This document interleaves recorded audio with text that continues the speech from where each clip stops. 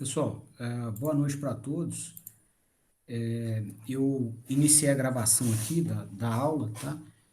E estou compartilhando minha tela para a gente poder fazer a exposição do material.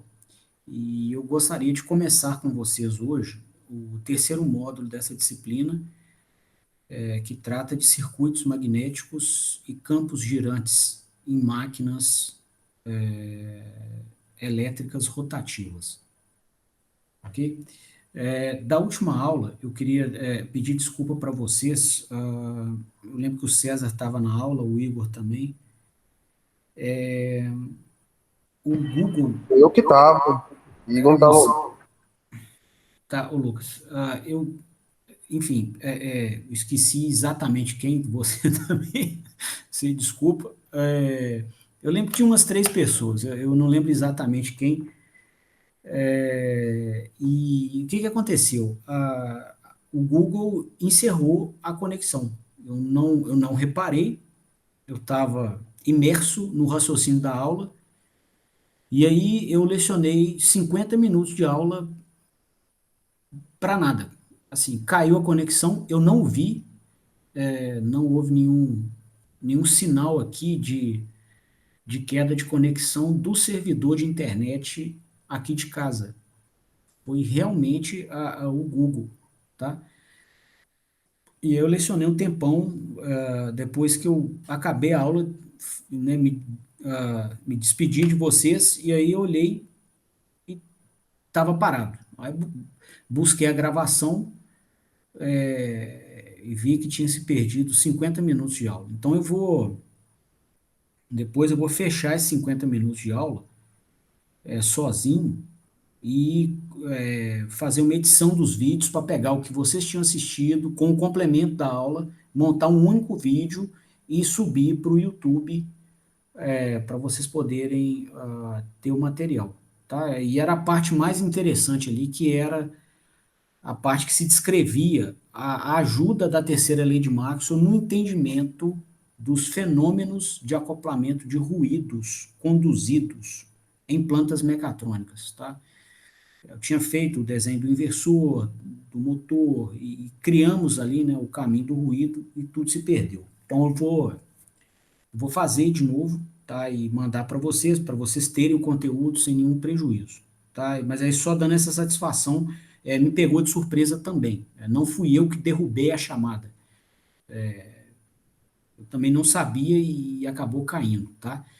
Eu vou até nessas aulas, a partir de agora, fazer igual salvar arquivo que a gente está editando. A cada 10 minutos eu vou vir aqui na tela do browser e ver se vocês estão na área para evitar qualquer problema, ok?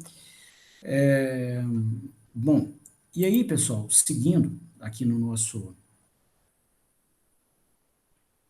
estudo,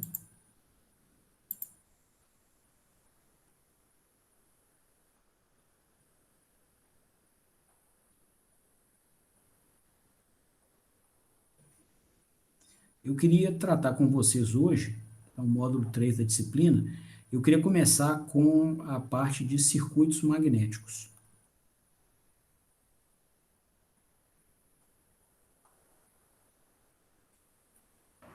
Professor, eu te mandei mensagem no Face. Se você quiser passar seu telefone, no dia eu te mandei mensagem no Facebook. Que era o único lugar que eu sabia de você.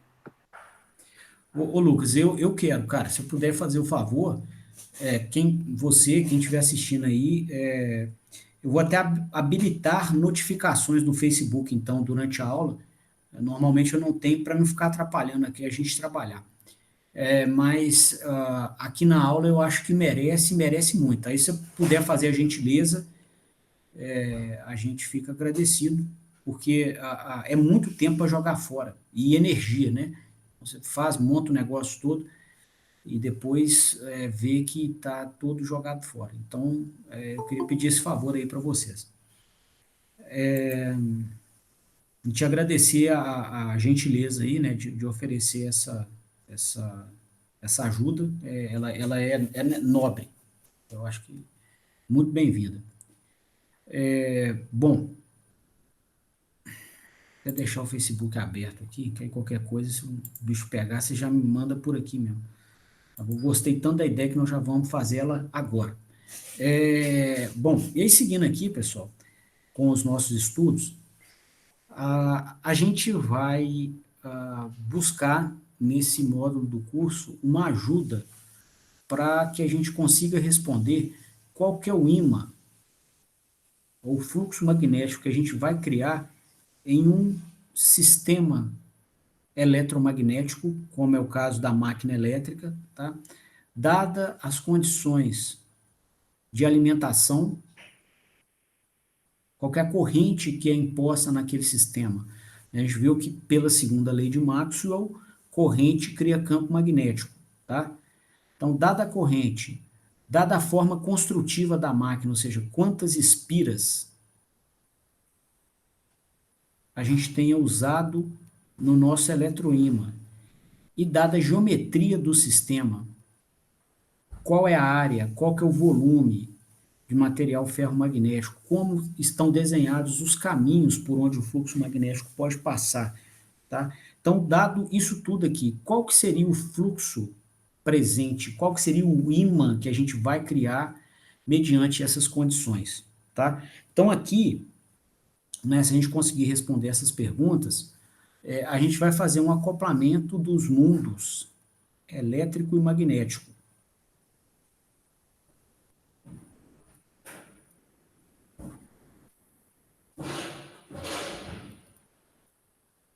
Tá? E depois a gente vai ver uma forma de acoplar os dois ao mundo mecânico,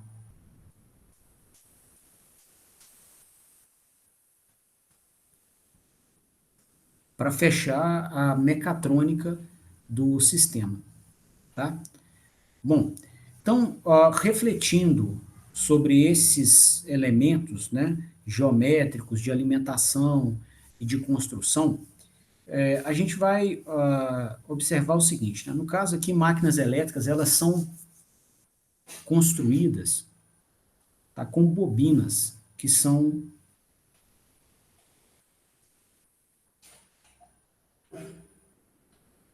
alocadas em ranhuras.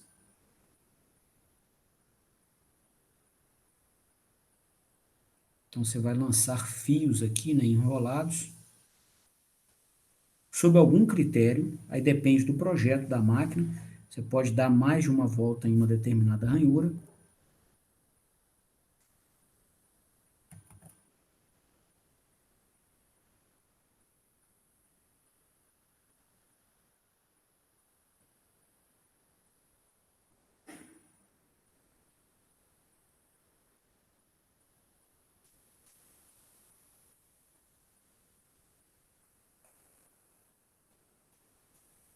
A gente vai ter uma casca cilíndrica, que é o estator,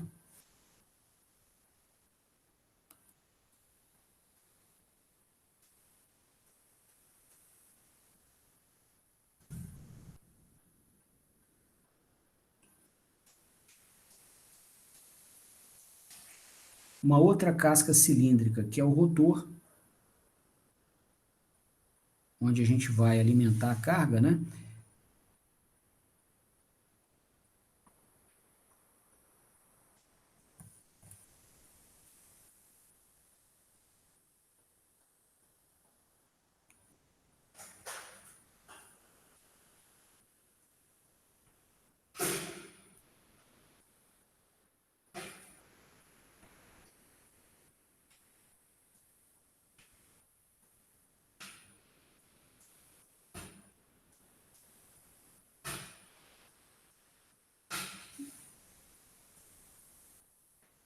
E o que vai acontecer, pessoal? A gente vai, então, impor corrente elétrica por algum alimentador nessa bobina, tá? Aqui, para a gente preservar as mesmas cores aqui, tá? O estator vai ter essa estrutura aqui, ó. Você vai ter essas ranhuras, né, esses cortes aqui, ó, na casca cilíndrica do estator, para você colocar os fios, né, montando as espiras e bobinas.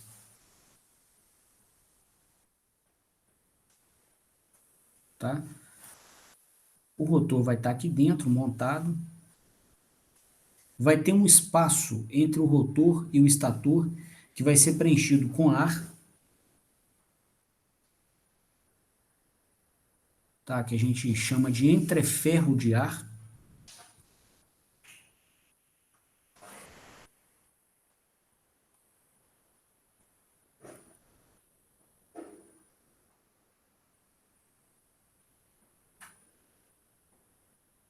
Ok?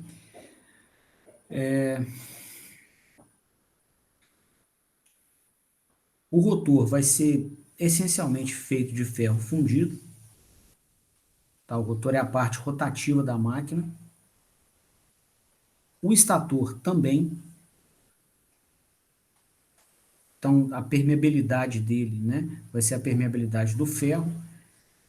Né? E como a gente vai fazer um estudo aqui de um sistema magnético, né, a gente vai se referir às propriedades magnéticas dele pela permeabilidade, tá? A gente vai enrolar, né, montar as bobinas com esses cabos azuis. Como eu comentei, a gente vai impor corrente elétrica.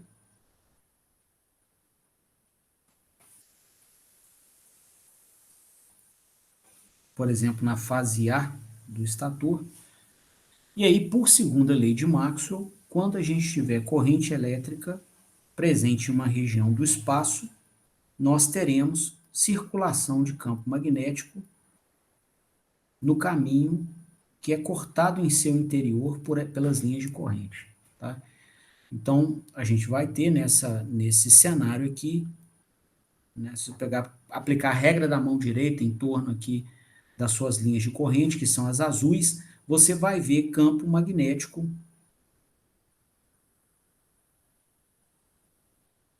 assim, tá? Aqui está nessa face frontal da máquina e você vai ver em toda a extensão longitudinal da máquina. Você vai ver esses caminhos circulares com campo magnético.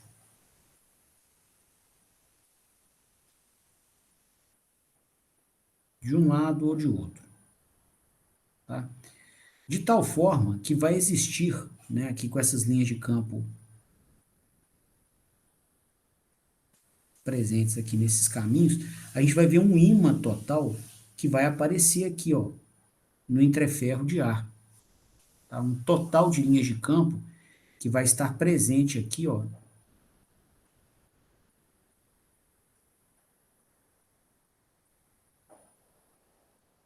tá? No interior desses caminhos fechados, furando aqui na orientação radial o entreferro de ar. Então, a orientação radial é a orientação do raio.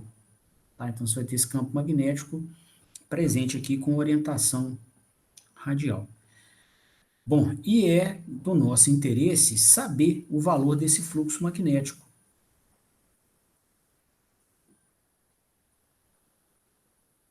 Saber, qualitativamente, a gente já sabe que ele vai existir. A gente queria conhecê-lo quantitativamente. Quantos Weber de fluxo magnético um sistema com essa característica que eu desenhei teria. Tá? Por quê? Para a gente poder fazer projeto. Né? Vai chegar um ponto que nós precisaremos calcular quantos newton-metros de torque eletromagnético a máquina consegue disponibilizar para uma dada configuração, uma dada característica de fluxo magnético. Tá? Aqui está a ponta de eixo. Ok? Então, nós precisamos saber isso quantitativamente, valores mesmo. Né? E, para conseguir responder essa pergunta, a gente vai lançar a mão de uma teoria abordada na elétrica, que é a teoria de circuitos magnéticos. Vai fazer, então, essa correlação que eu expliquei de duas formas, né, aqui. Tanto expliquei aqui dessa maneira no início da aula, quanto por esse desenho.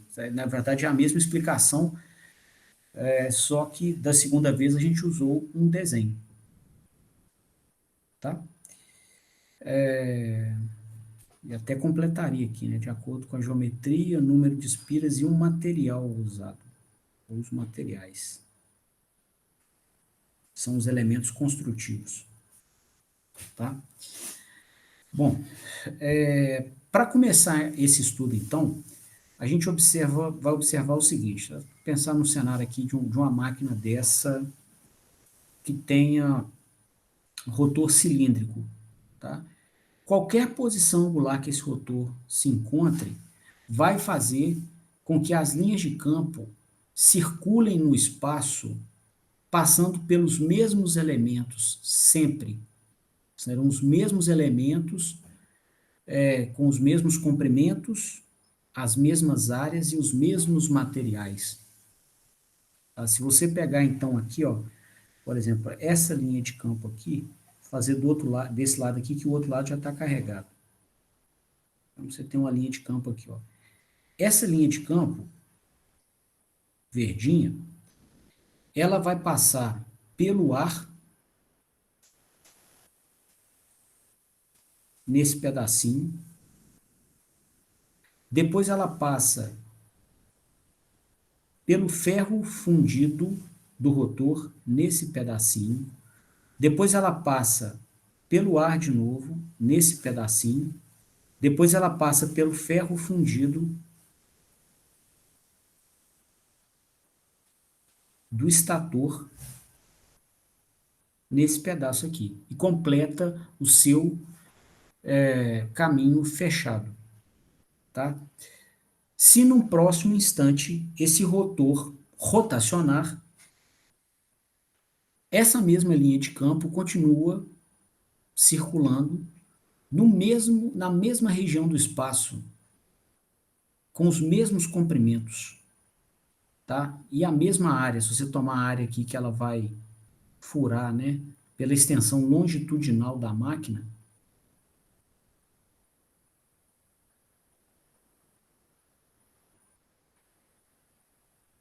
tá? Você vai observar a mesma área, ok? Até melhorar o desenho dessa área aqui, ó. É a área que ela vai furar. Então, aqui assim, ó.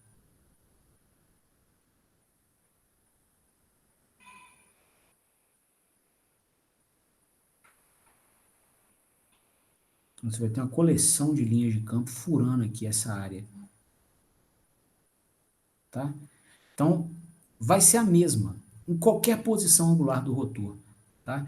Então, você vai ter as linhas de campo passando pelo ferro, ar, ferro e ar, tá?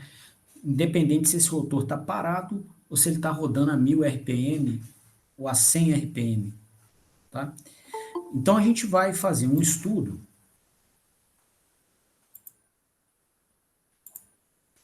inicial, considerando um sistema que tem os mesmos elementos, mas que não seja rotativo, tá? Já que, né, pelo menos no primeiro momento, com essa máquina de rotor cilíndrico, tá? Em qualquer posição angular que a gente pare esse rotor, não faz diferença para as linhas de campo, tá? Elas sempre vão passar na mesma geometria e nos mesmos materiais. Depois nós vamos sofisticar o estudo, vamos, né, contemplar os efeitos da velocidade com que isso acontece, né, e quando você começa a ter esse sistema rodando, tá, com uma dada velocidade, isso interfere, sim, nas linhas de campo, ok? Vamos um passo de cada vez, tá? Você já deve ter reparado que esse sistema ele não é fácil de mexer, é um sistema complicado. Então, tem uma coisa que a gente faz na ciência, né? É subir a complexidade do sistema passo a passo, que é dito aqui em Minas, né? Que é o quê? Você comer mingau quente pelas beiradas, para não queimar a boca, né? Então, vamos um passinho de cada vez. Eu também fala com o neném, né? Que está aprendendo a andar. Um passinho de cada vez para não trupicar.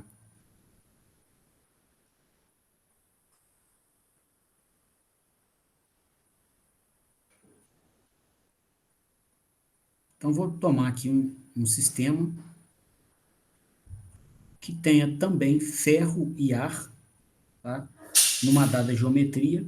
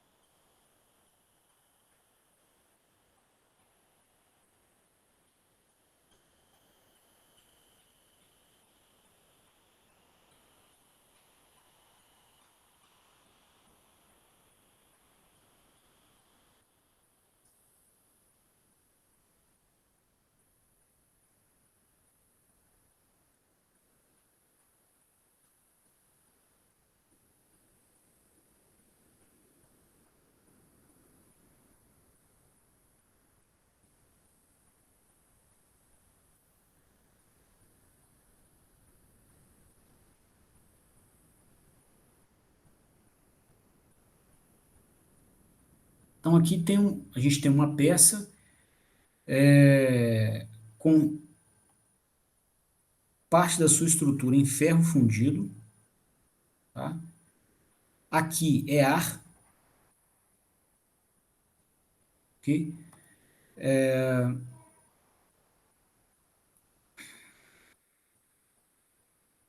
Aqui embaixo é ferro, de novo. Igual acontece na máquina, tá? A gente vai impor campo magnético nessa estrutura que tem esses elementos, ferro e ar, né? Na máquina tem que ter ar, porque senão o rotor gruda no estator, né? E você não consegue transferir potência à carga, né? Então você tem que ter o ar entre o rotor e o estator. A gente vai alimentar isso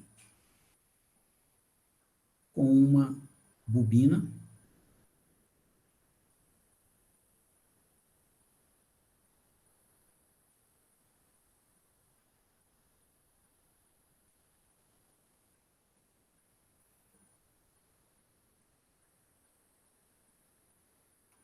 E a gente vai promover múltiplas voltas, porque a segunda lei de Maxwell nos ensina que se a gente aumenta o número de linhas de corrente no interior do caminho que o ímã circula, a gente aumenta o campo magnético, a circulação do campo. Se o caminho é o mesmo, a gente vai aumentar o próprio campo, tá?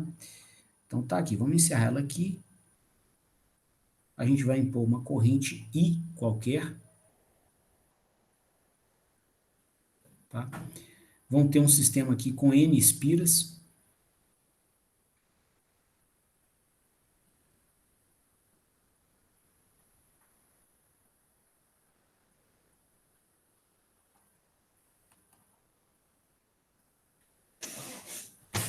E a gente vai conhecer os elementos geométricos desse caminho também.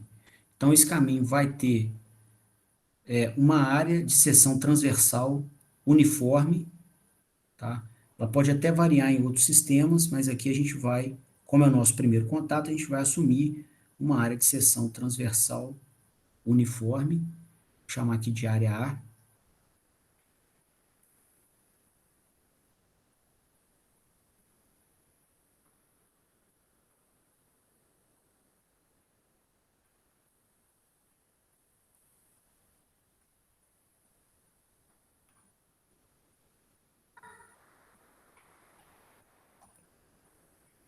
Tá? Nos nossos cortes de seção transversal.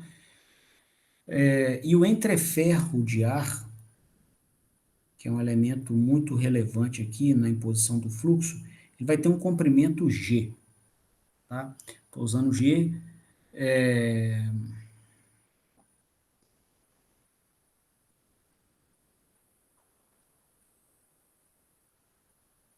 Comprimento do entreferro de ar.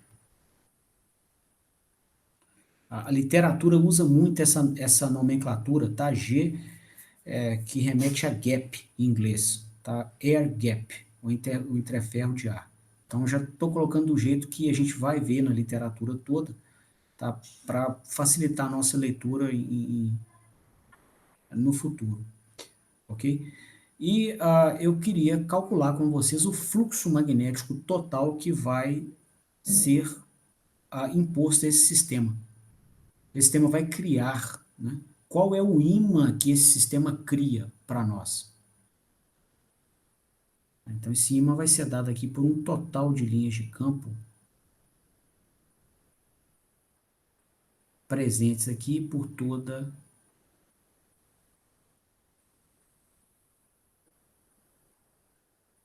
peça da máquina. Ok? Então, eu queria ver com vocês qual que é o total dessas linhas de campo que a gente vai observar aqui. Bom, vamos anotar aqui. Gostaríamos de saber o fluxo total, tá? Um outro elemento geométrico conhecido, só deixar bem pontuado aqui antes da gente começar, é o comprimento da peça de ferro fundido. Então, a gente marcou o comprimento aqui do entreferro de ar. Vou marcar aqui o comprimento também da peça de ferro fundido, tá?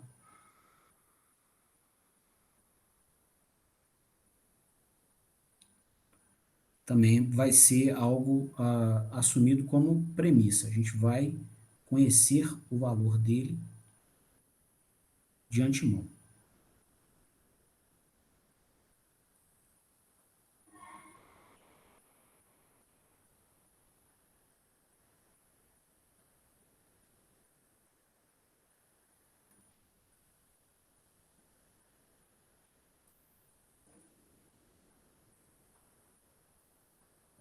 Vou chamar de L do ferro, tá? Comprimento da peça de ferro fundido.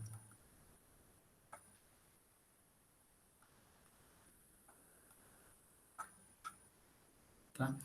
Então, dado o conhecimento pleno aqui da geometria, dos materiais e da nossa fonte de criação do eletroímã, que são as espiras, com a corrente que circula por elas, qual seria o ímã que a gente vai criar? O fluxo magnético total presente aqui. Tá? Bom, se o nosso estudo contempla a criação de um ímã a partir de corrente elétrica, a gente é convidado a usar a segunda lei de Maxwell. É ela que trata sobre a criação de fluxo magnético pela circulação de corrente elétrica. Então, nós vamos pedir ajuda para ela. E ela nos diz o seguinte: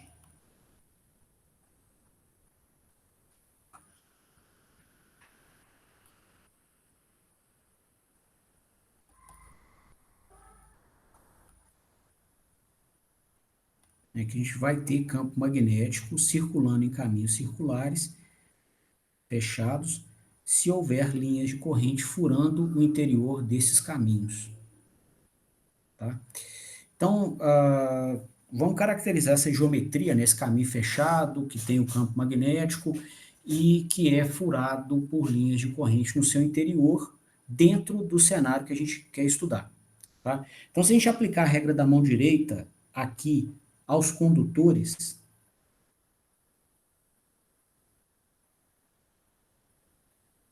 tá? Que tem corrente circulando do jeito que eu mostrei, né? Você vai ter campo magnético para cima, tá? Então você vai ter as suas linhas de campo, o seu H, circulando na peça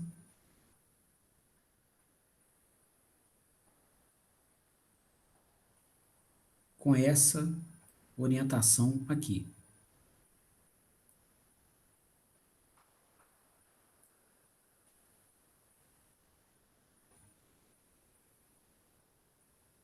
Passando pelo ar.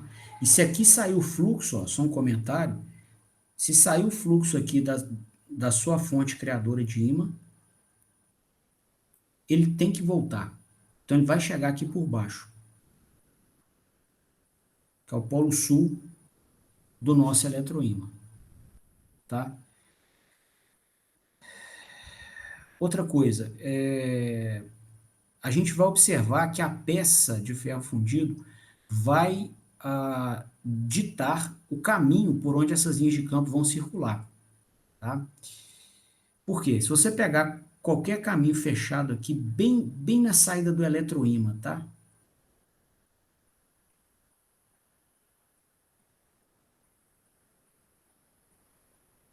O que a quarta lei de Maxwell diz para a gente? Que o fluxo magnético total em uma superfície fechada tem que ser zero. Quer dizer o seguinte, as linhas de campo que entram na base da superfície têm que ser as mesmas que saem. Então, você vai ter um conjunto de linhas de campo entrando aqui embaixo e elas vão ter que sair aqui em cima, caracterizando o mesmo norte e o mesmo sul, o mesmo módulo, né, em norte e sul. Tá? Como o material ferro-magnético é muito mais permeável do que o ar, você vai ver uma enormidade de linhas de campo dentro dele e quase nada no ar. Aliado a isso, você vai ter, se você pegar esse primeiro caminho fechado pequenininho aqui, você vai ver que essas linhas de campo que entram nessa face de baixo, elas vão ter que sair na de cima, tá? E a maior parte delas vai estar ainda dentro do ferro e não no ar, saindo aqui, ó. E aí, se você for pegando uma sucessão de volumes, né, na sequência da peça, esse campo que saiu de um volume, ele entra no próximo, e aí ele vai ter que sair desse próximo. E ele vai entrar no outro, por exemplo, aqui com a saída na diagonal, e elas vão ter que sair desse outro. E elas vão entrar em um outro.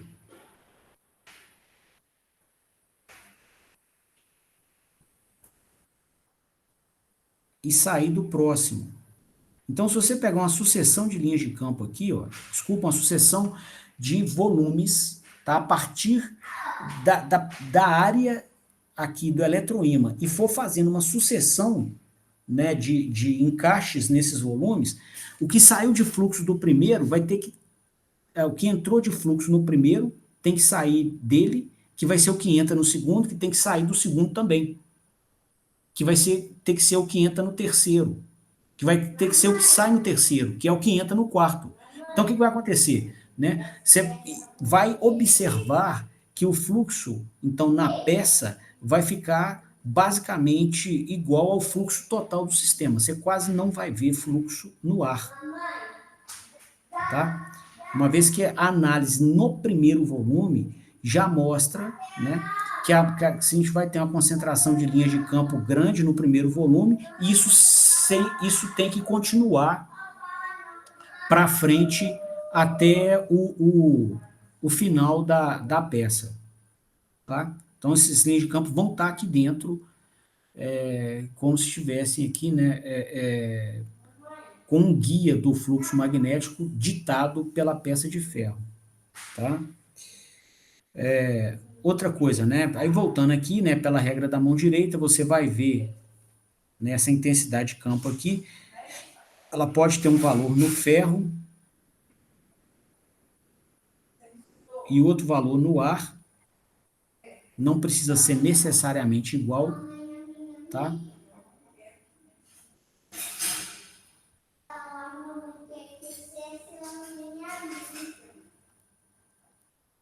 Ok? Bom, e o material vai oferecer uma resposta a esse campo que a gente está impondo, tá? Que vai ser dada pela densidade de fluxo. Então, a gente vai observar aqui, né,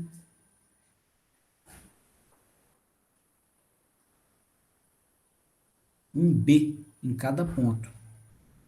Então, você vai ter a ação da fonte de campo, que é o H, e o B, que é a densidade de fluxo magnético em cada ponto, né, que vai ser promovido pela orientação dos ímãs elementares do material na direção do campo que você está impondo. Tá? Então, a estrutura atômica do material é um material ferromagnético propositalmente escolhido para nos ajudar a ter um ímã forte, muito intenso, com pouca corrente. Tá? Isso nos interessa, ganhar muita ajuda do material para que a gente consiga ter muito ímã com pouca corrente. Então, a gente vai usar um material de ferro fundido e a gente vai ter esse outro sinal caracterizado aqui, que é o sinal de densidade de fluxo magnético em cada ponto do espaço, tá? Tanto no ferro quanto no ar.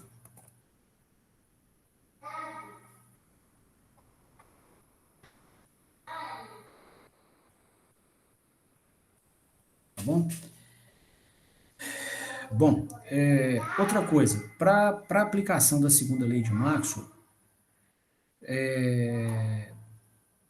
parte do trabalho de caracterização geométrica está feita. Aqui, ó, a gente caracterizou o caminho fechado aonde as linhas de campo circulam. São essas linhas azuis, o H. Qual que é o caminho fechado onde essas linhas de campo circulam? Esse caminho laranja aqui, ó, que está pontilhado, ó. Estão passando por aqui. Se você aplica a regra da mão direita, você vai ver que essas linhas de campo vão estar passando por aqui, ó, em caminhos contidos aqui dentro da peça. Tá? Então vamos escrever isso. Isso é nobre para a gente poder aplicar a lei, né, e tirar a ajuda que ela pode nos oferecer.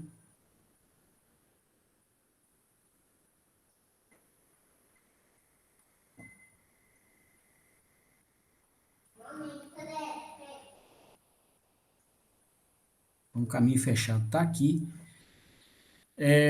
E uma vez identificado o caminho fechado, a gente pode caracterizar as linhas de corrente que furam o interior do caminho. Como que a gente faz isso? Né? Então, uma vez que o caminho está caracterizado, o caminho fechado, ele é algo que faz a fronteira, o limite de uma superfície. Então, tem uma superfície que é encerrada pelo caminho, e aí, dentro dessa superfície, a gente vai achar as linhas de corrente que criam o ímã. Tá? Então, né, pegando aqui o caminho fechado que a gente caracterizou,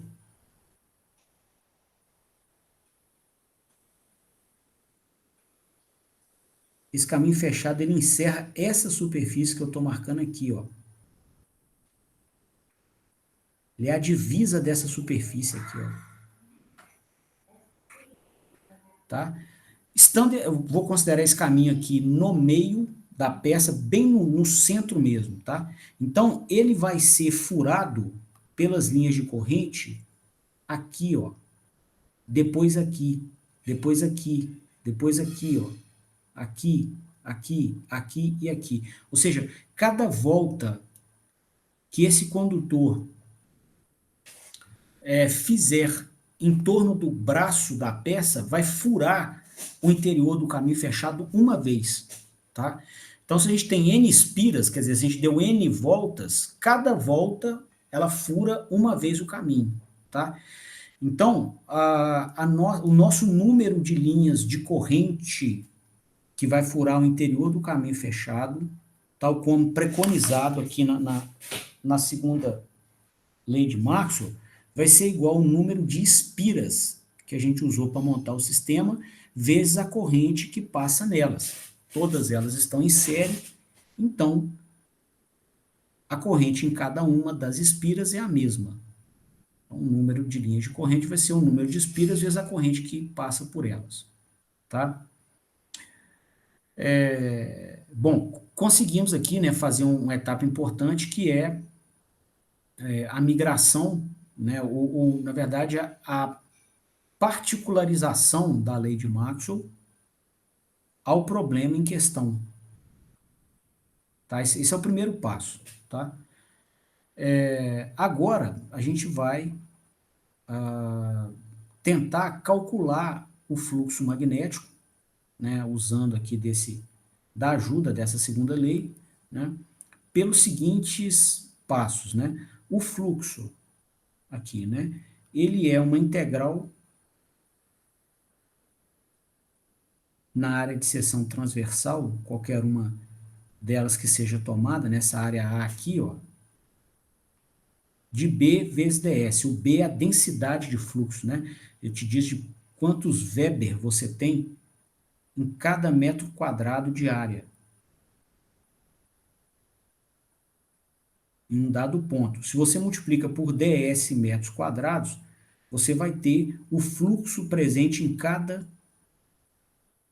pedacinho desse aqui pequenininho. Se você então soma por toda a área o fluxo em cada pedacinho, você tem o fluxo que atravessa a área inteira, que é o mesmo na peça toda. Tá? Esse B, por sua vez, né, agora vamos chegar do que a gente precisa para as leis de Maxwell, né, que vão viabilizar esse cálculo. Esse B vai ser dado, a densidade de fluxo, pelo μ vezes o H, em cada pontinho do espaço. Escalar ds. Tá? Então, se a gente conseguir o H, calcular o H, a gente processa a integral e chega no fluxo, que é o sinal que nós gostaríamos de calcular nesse sistema. Bom, o H, por sua vez, ele vai ser calculado pela aplicação da segunda lei de Maxwell.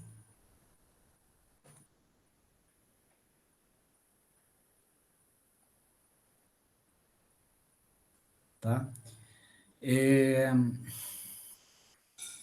E aí, pessoal, o processamento dele seguramente vai levar a valores de H diferentes, né? Quando a gente fizer esse cálculo de circulação em pontos próximos aqui das linhas de corrente que estão criando o campo, ou em pontos distantes, tá? Geralmente, essas peças aqui, elas são pequenas, tá? E esses níveis de H são mais ou menos os mesmos, mas não são obrigatoriamente iguais, tá? Pode sim haver uma pequena diferença para valores de campo aqui próximos à nossa fonte de criação de campo magnético, chamada de fonte de força magnetomotriz.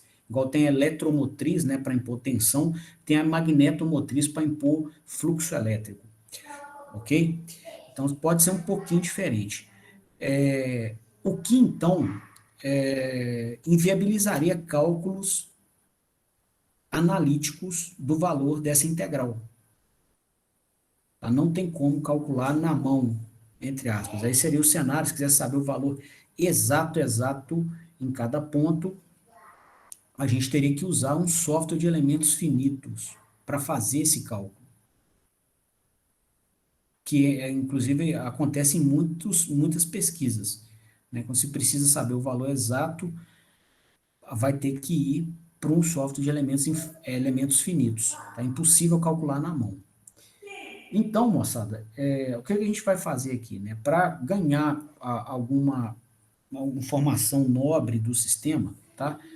A gente vai calcular um valor médio de campo magnético desse caminho, que levaria à mesma integral de circulação, o mesmo resultado da integral de circulação, que o valor de H exato em cada ponto produziria. Ok? São exercícios de modelagem e, em modelagem, por vezes, a gente tem que fazer algumas pequenas simplificações para conseguir produzir um modelo que nos ensine do equipamento. Tá? Isso que eu estou fazendo aqui é uma estratégia científica muito consolidada.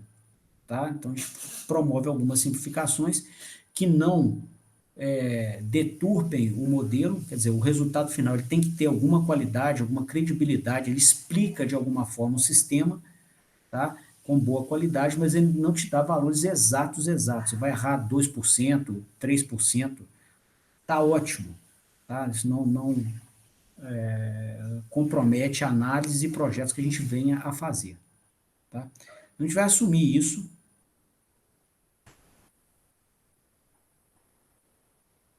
e a gente vai calcular, né, aquela integral de circulação com valores de H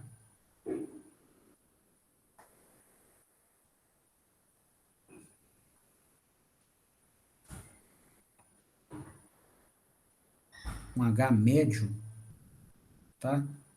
No ferro e no ar,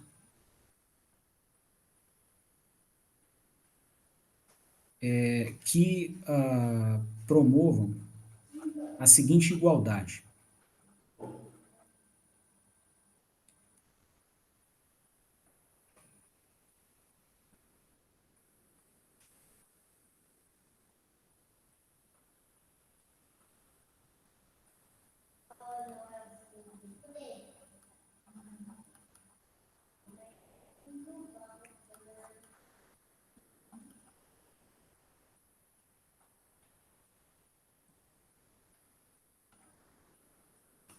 Então, nós vamos ter o seguinte, ó, o cálculo da circulação, considerando esse H médio aqui, em cada ponto, seja nos pontos que nós estejamos no ferro ou no ar, tá? Então, o valor desse H médio, né, considerado em cada ponto, e processado na integral de circulação, ele vai ser igual à integral de circulação processada com os valores exatos do H em cada ponto do caminho fechado. Tá bom? Então, nós vamos escolher um H médio aqui, constante no ferro, em qualquer ponto dentro do ferro, você vai ter o mesmo H médio no ferro, qualquer pontinho desse, e em qualquer pontinho aqui no ar, nós vamos ter um mesmo H, que vai ser o H médio, vamos considerar esse mesmo H. E eles serão escolhidos de tal forma que eles não alterem o valor exato da integral de circulação, com os Hs reais existentes em cada ponto. Tá? E aí, bom, desenvolvendo essa estratégia, né, essa integral de circulação continua sendo igual ao número de linhas de corrente que furam o interior do caminho percorrido pelo campo.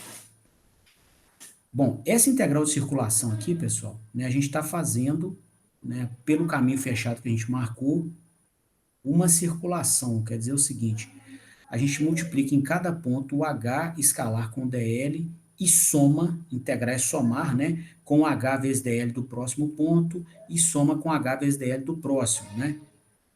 Então, aqui, se a gente pegar os pontos em questão, ó, a gente vai fazer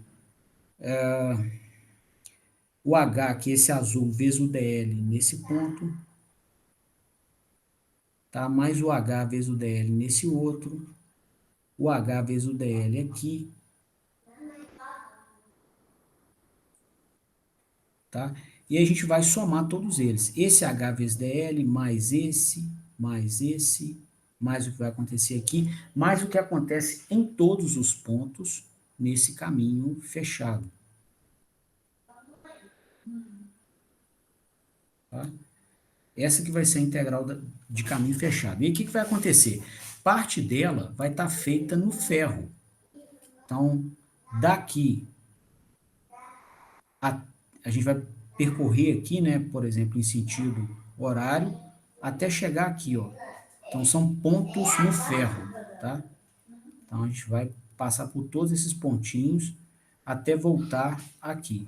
Então, parte da integral vai ser feita no ferro e depois, para completar o caminho fechado, nós vamos fazer parte da integração desses Hs vezes dl no ar, tá? Então, essa integral de caminho fechado, ela pode ser descrita como uma integral de caminho aberto do H no ferro médio, né? escalar dl, isso enquanto a gente está na pecinha de ferro, mais uma integral no ar, do H no ar, né? Valor médio dele, escalar dl. Isso vai ser igual ao número de linhas de corrente vezes a corrente que passa por elas, tá? Bom,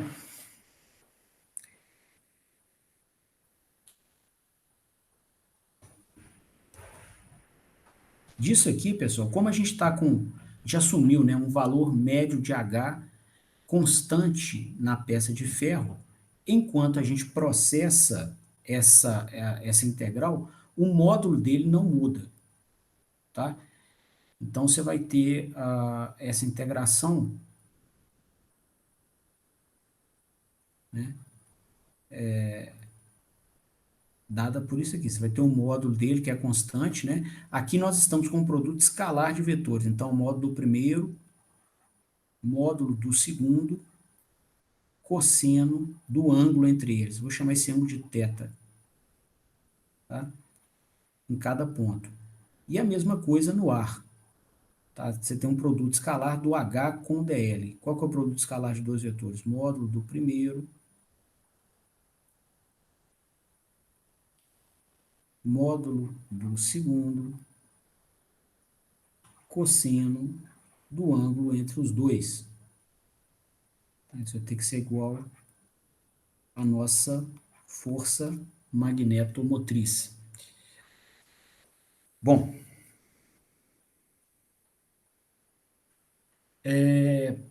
para facilitar esse cálculo, tá, sem uma perda da qualidade da informação, a gente vai escolher um caminho fechado, tá, que tenha as linhas de campo paralelas ao caminho, tá, de tal forma que o cosseno do ângulo entre esses dois vetores seja 1.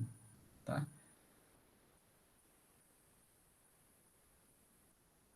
A gente tem essa liberdade, né, de escolher o caminho fechado, então a gente escolhe um caminho que nos ajuda. Tá? E como eu mencionei, né, no início dessa explicação, vou voltar no desenho aqui, ó, as linhas de campo elas vão seguir a orientação da peça de ferro fundido. Tá? Vocês vão ficar capturadas ali dentro da peça de ferro fundido. Então, basicamente, você vai ver todas as linhas de campo ali dentro. Tá? E aí, se você aplica a regra da mão direita, né, colocando seu polegar na direção da corrente que está em vermelho, o campo magnético, tá, ele vai ter que seguir a orientação da peça de ferro fundido também. Tá? Então, assumir o H paralelo ao DL nos pontos não é uma suposição fraca, tá? Porque o sistema está montado para isso e nós escolhemos um caminho fechado que acompanha a orientação da peça de ferro fundido. E as linhas de campos, né, o que acontece? As linhas de campos têm um caminho circular e a gente botou o ferro fundido exatamente aonde essas linhas de campo vão estar. Então, né, esse DL que a gente está usando, que segue aqui a orientação longitudinal da peça, ele está paralelo com as linhas de campo H. Tá? E a gente vai escolher, porque a gente podia até escolher um caminho fechado todo torto, né, ali dentro e tal, para não ser paralelo. Não, a gente está seguindo, a gente não vai trazer para nós mais problemas do que a gente já tem aqui. Né? A gente vai escolher um caminho fechado que nos ajude. Né? Assim, dentro do mar de problemas que a gente tem para resolver no sistema mecatrônico, onde a gente tiver a liberdade de escolher algo que nos ajude, a gente vai escolher sem sombra de dúvida. Então, a ideia aqui é pegar um caminho fechado que tenha o DL paralelo ao H, ao campo, para que aqui esse produto escalar dos dois se transforme em um produto algébrico, módulo de um vezes o módulo do outro. tá bom? Então, a gente tem a liberdade, a premissa é forte, a suposição é forte, tá? A física do sistema mostra, inclusive, essa tendência de alinhamento dos dois. Então, a gente pode assumir isso aqui como verdade, tá? Então, escolhendo-se um caminho fechado, né, onde o H seja, a intensidade de campo seja paralela ao caminho, em qualquer ponto, o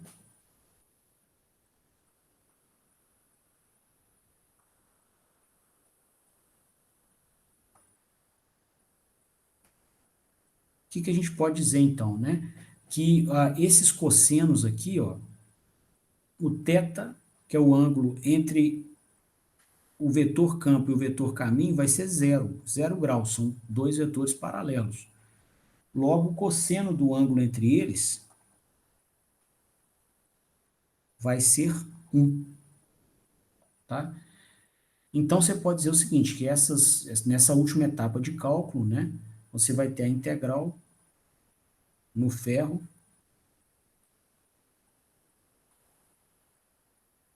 do módulo da intensidade de campo vezes o módulo do caminho, mais uma integração no ar,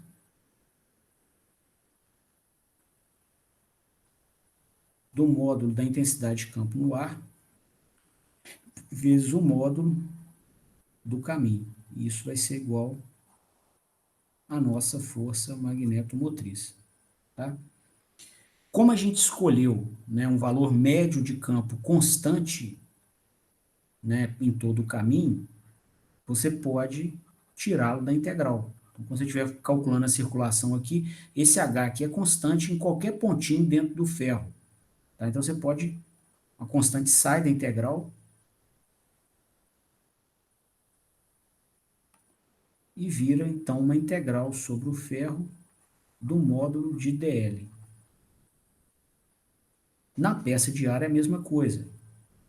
A gente está fazendo esse cálculo com um valor médio constante em todos os pontos, né, de módulo constante aqui da intensidade de campo magnético.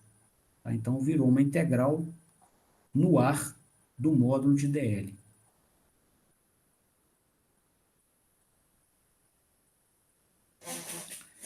Bom, integração é uma soma, né? Então, estou somando os pedacinhos de caminho em torno de todo o ferro. O que vai dar isso? O comprimento da peça de ferro.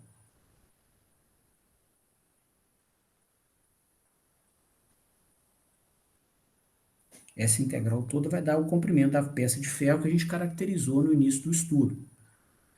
De novo, ó, integração é uma soma dos pedacinhos de caminho do ar. Isso dá o comprimento do ar presente ali no entreferro.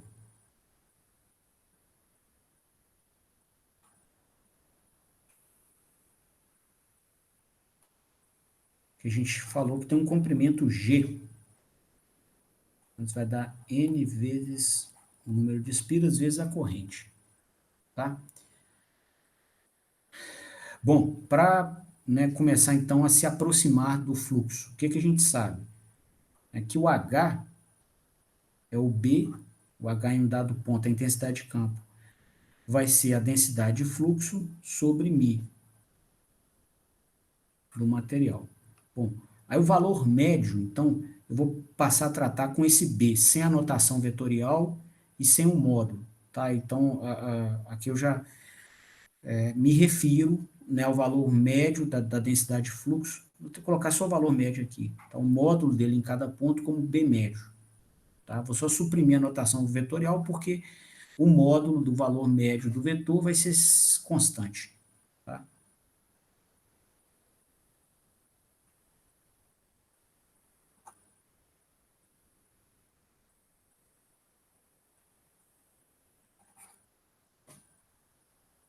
E o H do ar vai ser a densidade de fluxo em cada ponto do ar sobre a permeabilidade dele.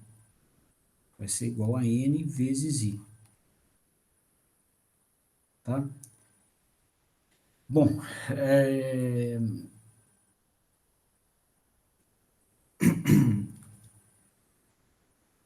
Na nossa peça, né, então a gente está com a densidade de fluxo, né, tanto no ferro quanto no ar.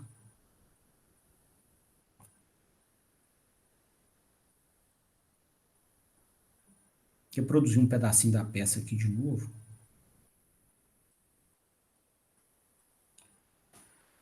E a gente vai observar aqui o seguinte, ó. A gente está com esse cálculo do B aqui em um ponto. Tá? Tem um ponto aqui que a gente tem o valor dele, que é aqui, por exemplo, ó, o B médio do ferro. Tá? Só que esses pontos vizinhos em uma dada área de seção transversal, para a gente poder calcular o fluxo, eles vão ter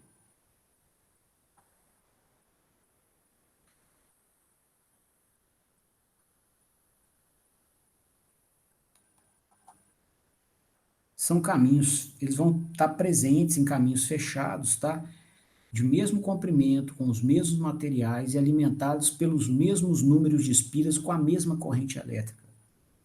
Tá? Então vai ser basicamente o mesmo B que você tem aqui no centro. Tá? Essa suposição não é fraca também não, ok? De tal forma, então, que o fluxo total, o ímã total que essas linhas de campo, tá? Essas linhas de densidade de fluxo vão criar, essa vai ser um integral de superfície de B, ou fluxo no ferro, né? Integral de superfície da densidade de fluxo no ferro, vezes a área em cada pedacinho. A gente vai calcular um pouquinho de ímã que você tem em cada quadradinho desse, depois somar todos eles.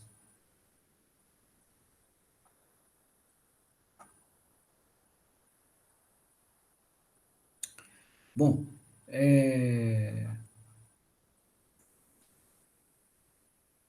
de novo aqui, pessoal, a gente, né, vai escolher um corte de seção transversal que seja aqui furado pelas linhas de campo a 90 graus, né? Vai ser a nossa premissa. Então, você vai ter o vetor área ortogonal a cada ponto desse aqui, ó, tal qual as linhas de fluxo. O vetor área, por definição, ele é ortogonal a cada pontinho que ele representa, tá? Então, se tiver um ponto aqui no espaço qualquer, e você quer representar o vetor área, o módulo do vetor área é igual à área da superfície que ele representa, e ele é ortogonal a essa superfície, tá? Então, ele vai ser ortogonal a esses cortes de seção transversal. Só que a densidade de fluxo também é. Tá? Você botar a regra da mão direita, você vai ver as linhas de campo furando essas áreas de seção transversal de maneira ortogonal. Tá? Então, aqui, ó, como o B vai ser paralelo à área que ele, ao vetor área da superfície que ele fura, e o B do ar também,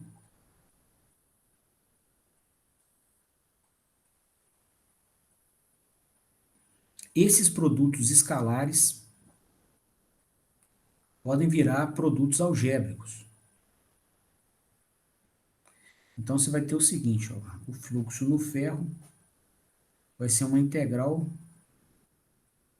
do B médio, já está em módulo, vezes o módulo do ds, tá? Vezes o cosseno do ângulo entre eles, que vai dar 1. E o B no ar, mesma coisa. O valor médio da densidade de fluxo, vezes o ds, vezes o cosseno do ângulo entre eles. Eles são paralelos, o ângulo é 0, o cosseno de 0 é 1. Tá? Opa, desculpa, tem um erro aqui, ó, que não tem mais. Né? Aqui eu comecei com fluxo no ferro. O fluxo no ferro é aquela parcela, ponto. O fluxo no ar é outra parcela. Então, aqui vamos separar os dois. O fluxo no ar vai ser isso aqui. Tá? Bom, de onde você vai extrair a seguinte informação, né? Como o B é constante em qualquer pontinho desse, foi o que a gente mostrou, mais ou menos o mesmo, tá? Ele vai ser constante nessa integral. Você pode tirá-lo da integração e fica aqui uma integral naquela superfície do módulo de ds. Então, eu estou somando essa areazinha com essa, com essa, com essa. O que que eu vou ter no final? A área total daquela superfície, que a gente falou no início da modelagem, que valia A. Da mesma forma, o fluxo magnético no ar, né, vai ter uma intensidade de fluxo quase que igual em todos os pontos. Você pode tirá-la, então, dessa integral, e ficou uma integral sobre a superfície, né, de seção transversal do módulo de ds. Vai ser o B do ar vezes o próprio A. Tá? Então, eu vou pegar esses dois resultados aqui, ó, que então a gente pode dizer o seguinte, que o B médio do ferro vai ser o fluxo do ferro sobre a área, e o B médio do ar vai ser o fluxo que vai estar no ar sobre a área. Tá? E a gente vai substituir esses B's médios aqui e aqui, ó.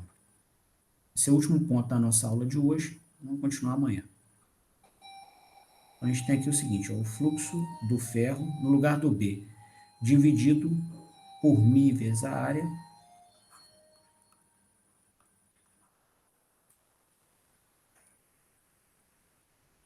vezes o comprimento do ferro, mais o fluxo do ar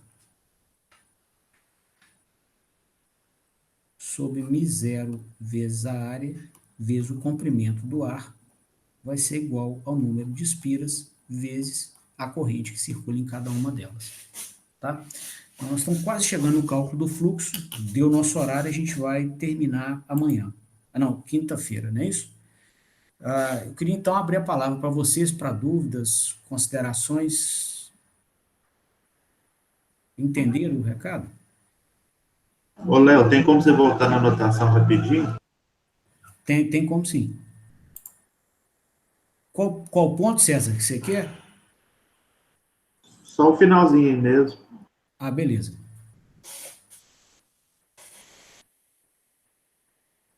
Valeu, Léo. Eu tirei uma foto aqui desse finalzinho aqui. Beleza, César. Mais alguma dúvida, pessoal? Mais algum comentário?